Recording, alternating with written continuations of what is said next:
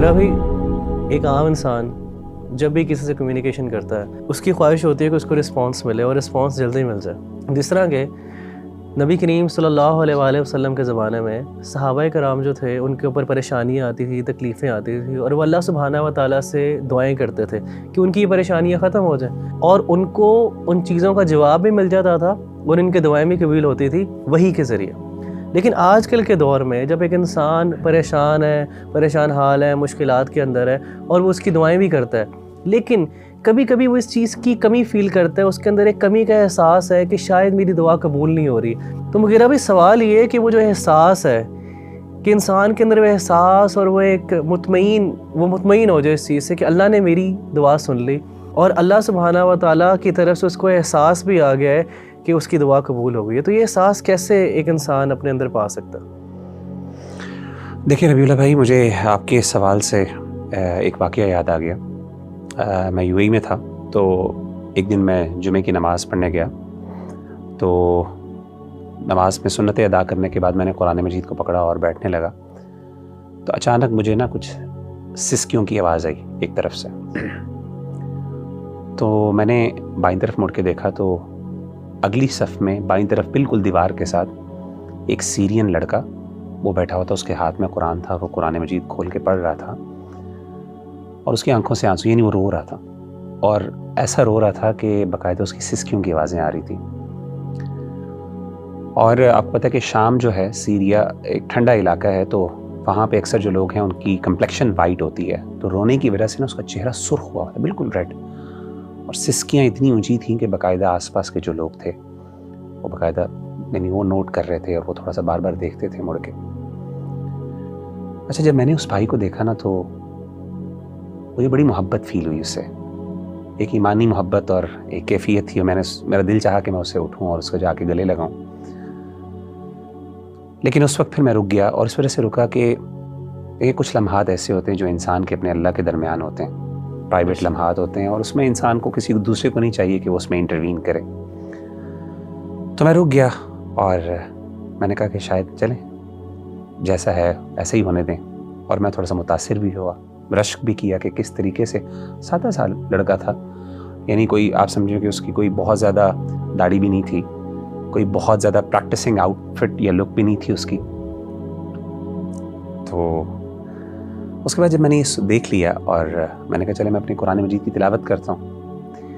تو جیسے ہی میں نے قرآن مجید کھولا تو عجیب بات اور بڑے حیران کن بات یہ ہے کہ جو سب سے پہلی آیت میری نظر میں میرے نظر کے سامنے آئی، حالانکہ میں نے رینڈملی کھولا، کوئی اسپیسیفکلی کسی، سب سے پہلے جو آیت میرے سامنے آئی، سبحان اللہ، میں حیران ہو گیا وہ پڑھ کے. وہ 7 چیپٹر کی پہلی آیت تھی، اور وہ آیت کیا تھی؟ وَإِذَا سَمِعُوا مَا أُنزِلَ إِلَى الرَّسُولِ تَرَىٰ أَعْيُنَهُمْ تَفِيضُ مِنَ الدَّمْعِ مِمَّا عَرَفُوا مِنَ الْحَقِّ. کہ جب وہ رسول پر نازل کردہ کلام کو سنتے ہیں تو اے نبی صلی اللہ علیہ وسلم آپ دیکھتے ہیں کہ ان کی آنکھیں بہہ پڑی، وہ رو رہے ہیں. یعنی قرآن سننے سے ان کے دل ڈر جاتے ہیں، نرم ہوتے ہیں، اور ان کی آنکھوں سے آنسو بہہ پڑتے ہیں. کس وجہ سے؟ مما عرفوا من الحق، کہ جو حق انہوں نے اپنے رب کی طرف سے جو اللہ نے بھیجا اس کو پہچان لیا.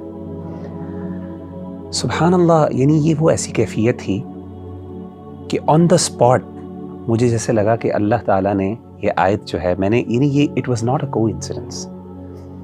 دیکھیں ہم لوگ جو ہے نا، we are not the people who believe in the coincidences. We believe کہ ہر چیز، ہر ایکشن، ہر پریکٹس جو دنیا میں ہو رہی ہے اس کے پیچھے اللہ کی حکمت کار فرمان. تو میرا دل چاہا کہ میں اس کے ساتھ یہ آیت شیئر کروں، میں کہوں کہ مجھے یہ آیت میں نے سنی ہے، اور مجھے ایک قسم کا اللہ نے، کیونکہ میں I was thinking about that person کہ یار کیوں رو رہا ہے، اور پتہ نہیں کیا فیلنگز ہیں، اس کے جذبات ہیں. تو مجھے اس دن احساس ہوا کہ قرآن مجید جو ہے نا، یہ ایک زندہ کتاب ہے. اور یقین کریں، یہ تجربہ کر کے دیکھ لیں کہ جس بندے نے قرآن مجید کو جس مقصد کے لیے پڑھانا ہے اس کو وہ چیز حاصل ہوئی ہے. یہ الگ بات ہے کہ ہم قرآن مجید کو وہ رسپیکٹ نہیں دیتے، وہ آنر نہیں دیتے کہ ہماری مشکلات ہیں، پریشانیاں، تو ہم واقعی کسی دن اسپیسیفکلی قرآن کو کھولیں اور اس کو پڑھیں، اور واقعی اس نیت سے پڑھیں کہ میں اپنے مسائل کا حل تلاش کرنا چاہتا ہوں. یعنی میرا دل بے قرار ہے، میرا دل جو ہے وہ وحشت ہے، اس میں مجھے اطمینان کی ضرورت ہے یہ کیسے ہو سکتا ہے میں قرآن پڑھوں اور مجھے یہ آیت نظر نہ آئے الا بذکر اللہ تطمئن القلوب. میری بیماریاں ہوں، بہت سے مسائل ہوں، قرآن مجھے کیوں نہیں حل بتا سکتا؟ زندہ کتاب ہے.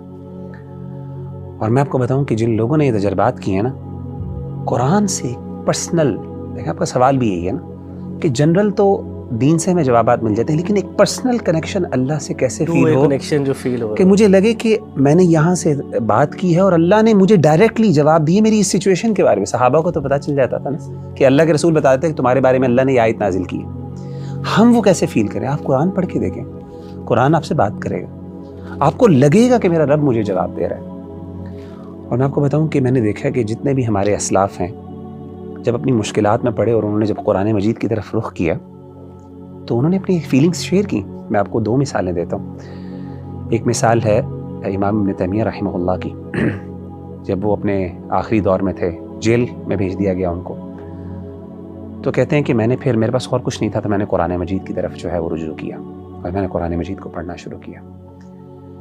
کہتے ہیں جیسے جیسے میں قرآن مجید پڑھتا جا رہا، مجھے، حالانکہ وہ امام ہے جس نے اپنی پوری زندگی اسلام پہ لگا دی، پوری زندگی اسلام کی خدمت اتنی کی کہ اس کو شیخ الاسلام کا ٹائٹل ملا.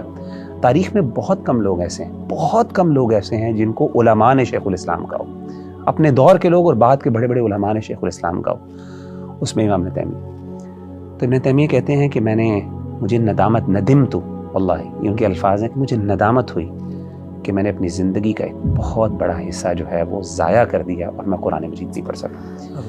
اسی طریقے سے شیخ ابو اسحاق الحوینی بہت بڑے عالم دین ہیں، اس ٹائم محدث ہیں.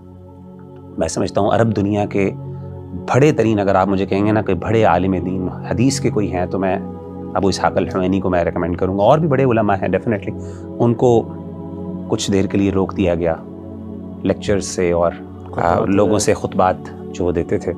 تو انہوں نے قرآن مجید کو پڑھنا شروع کیا اور یہ ان کا جملہ تھا جب وہ واپس آئے اور ان کے لیے دوبارہ وہ بین ریموو کیا گیا اور ان کو اجازت ملی کہ اب وہ پبلک سے بات کر سکتے ہیں. تو انہوں نے کہا کہ یہ ان کا جملہ باقاعدہ ہے، یا لیتنی اعطیت القرآن حیاتی، ہائے کاش میں نے اپنی پوری زندگی قرآن کو دے دی. اور کہتے ہیں کہ میں نے اپنی اس جو وقت میں نا قرآن پڑھا اور مجھے احساس ہوا کہ میں نے کتنا بڑا، حالانکہ پوری زندگی حدیث کی خدمت، حدیث کوئی چھوٹی چیز ہے سبحان اللہ، لیکن جو قرآن ہے نا وہ پرسنل کنیکشن بندے کو تب، اور میں بتاؤں یہ کنیکشن بندے کو خاص طور پہ تب فیل ہوتا ہے جب بندہ مشکل میں ہوتا ہے، جب بندے کو ضرورت ہوتی ہے. اس وقت جب قرآن راحت دیتا ہے اور قرآن انسان سے کمیونیکیٹ کرتا ہے تو اس وقت انسان کو پھر یہ جذبہ بیدار ہوتا ہے کہ کاش میں اپنی پوری زندگی قرآن کو دے دے.